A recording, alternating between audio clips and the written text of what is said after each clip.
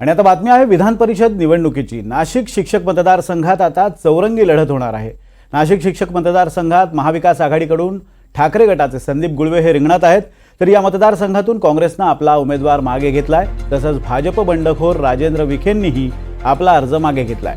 पण महायुतीतल्या अजित पवार गटाकडून महेंद्र भावसार, त्याचबरोबर शिवसेनेकडून किशोर दराडे आणि भाजप बंडखोर विवेक कोल्हे हे अपक्ष उमेदवार म्हणून अजूनही रिंगणात आहेत।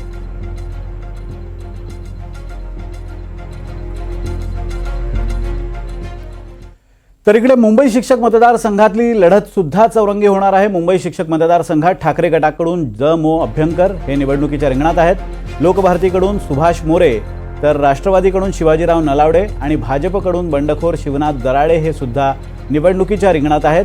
तर मुंबई पदवीधर मतदारसंघात भाजपचे किरण शेलार विरुद्ध महाविकास आघाडीचे अनिल परब अशी लढत रंगणार आहे। इथून शिंदे गटाच्या दीपक सावंत यांनी मात्र माघार घेतली आहे।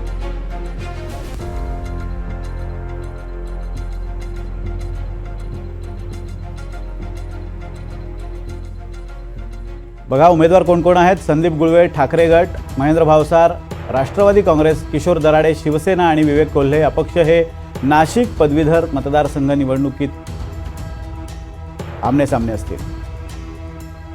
त्याचबरोबर कोकण पदवीधर मतदारसंघातील लढत पहा। रमेश कीर काँग्रेसचे आहेत, निरंजन डावखरे भाजपचे विद्यमान आमदार आहेत आणि महायुतीकडून ते रिंगणात आहेत। अनिल परब मुंबई पदवीधर मतदारसंघातील लढत थेट लढत आहे। आमने सामने असतील अनिल परब ठाकरे गटाकडून आणि किरण शेलार हे भाजपकडून।